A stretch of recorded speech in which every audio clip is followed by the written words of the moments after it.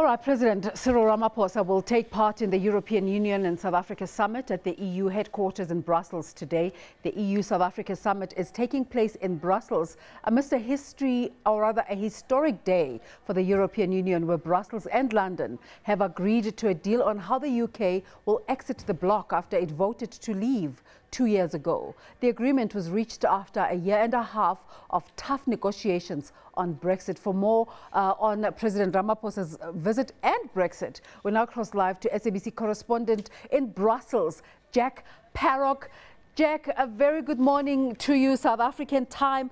Just give us a sense of occasion yesterday when the European Union was announcing, sending out the document to say it's official now. The 30th of March, the European Union is breaking away, and also that process that played out in the UK and how the two were combined, were linked. Indeed, so we've had a huge night, a huge day yesterday.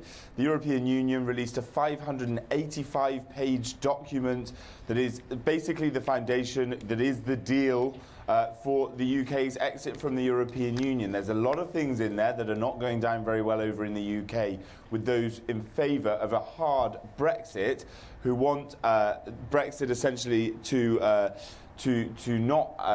take place and be a full exit from any sort of oversight by the European Union.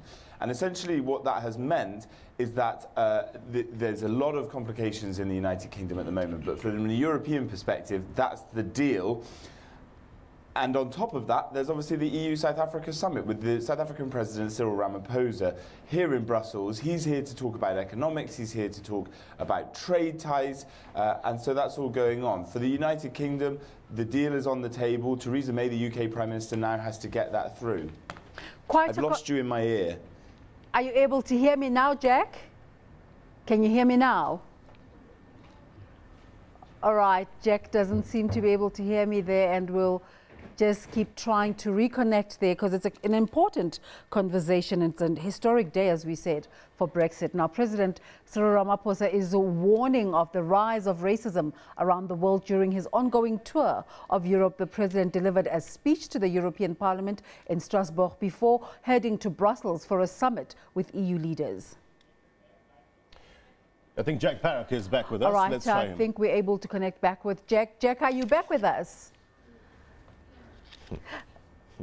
All right. I am. Apologies. I lost sound from you. I was saying there, quite a coincidence that the South African delegation headed by the South African president is there when this happens. How did this impact interactions? It certainly is a huge deal, but also for the South African President, Cyril Ramaphosa, this is a big deal. Part of his mission here for the EU-South Africa summit is to find out what's going on, and especially when he's looking at trade ties. The European Union is South Africa's biggest trading partner, and he wants to know how Brexit is going to affect the South African economy, trade ties with the United Kingdom. So he's here at the right time to be discussing this. Essentially what the Brexit deal has done is create a customs union, a separate customs union between the European Union and the United Kingdom, not the customs union that the EU has with countries like Turkey. It's a separate one that would essentially allow Northern Ireland to be in the same regulatory alignment with the rest of the UK and prevent a hard border on the island of Ireland. That's what's going on. And Cyril Ramaphosa and his team will be asking their European counterparts exactly what does that mean? What does that mean practically for global investment, global trade, for how South Africa will export its goods into the European Union and into the United Kingdom? They'll be on the ground working this out while they're here. Now that the European Commission has released this huge document that you're talking about, what are the next steps in terms of the process of the complete breakaway? Well, the UK Prime Minister Theresa May held a cabinet meeting late last night, and she needed to get support from her cabinet. She did, but it wasn't unanimous. There's sort of rumours of about 8 to 9 ministers saying that they're not on board. It didn't get put to a vote as some of them wanted it to be. But she says she's got the cabinet backing, but now it needs the backing of the UK Parliament.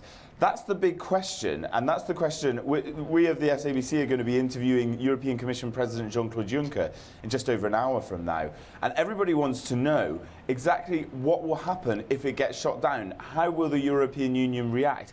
Is there scope for future renegotiation of this deal if it doesn't get put through the Parliament in the UK and isn't approved there?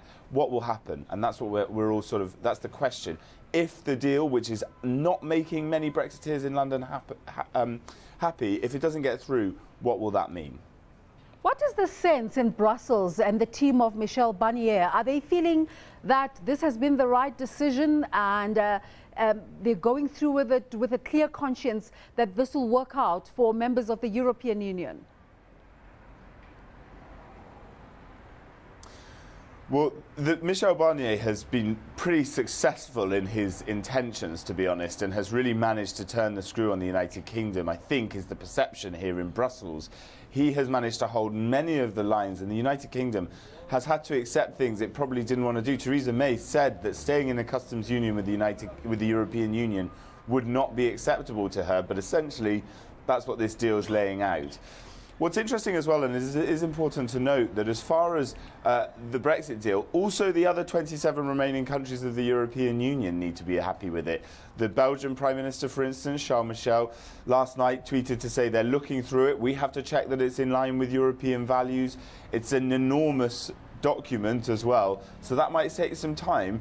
And although it seems quite far away, this March the 29th deadline when the UK does leave, actually there's a lot of process to go through before that day to ensure that this deal is ratified. So a country such as South Africa, will they have to renegotiate trade deals with Britain from here on? Well, that will only happen once the transition period of this customs union and everything that's going on there actually finally finishes. So that could be post-2020 and even further on than that. At the moment, really all we've got is the withdrawal agreement, the future trading relationship agreement, that how the UK will trade. This is all that we've got at the moment, is just sort of temporary features that the EU wants to use as a basis. But then what happens afterwards, we'll have to wait and see. And that's, again, what Cyril Ramaphosa, the president, will be looking for here. How do we do this? When do we step in? When do we have to be involved in renegotiations with the United Kingdom? And what does that mean for us? This document is so comprehensive and so huge, but there's still many, many questions unanswered. Jack, give us a sense of what President Cyril Ramaphosa, what his itinerary for today looks like. He will be arriving at the European Union Council, and he'll be meeting with the presidents of the Council and the Commission, so that's Jean-Claude Juncker and Donald Tusk. And also Lindiwe Sisulu, the International Relations Minister, she is here in Brussels. She's meeting with her sort of EU counterpart, Federica Mogherini. She's the head of foreign policy of the European Union. There's a series of meetings. The trade and the finance ministers of South Africa are also here. There's a lot to talk about. Cyril Ramaphosa wants to build investment, wants to bring foreign investment in, wants to convince everyone in Europe that the sort of South African economy has turned a corner. That's what his administration have been saying, and that it's open for business. He also gave a speech yesterday in Strasbourg outlining a sort of more political, more overarching sense of unity between the European Union and South Africa, remembering Nelson Mandela and his influence here and over in South Africa, obviously. Jack, thank you so much for talking to us.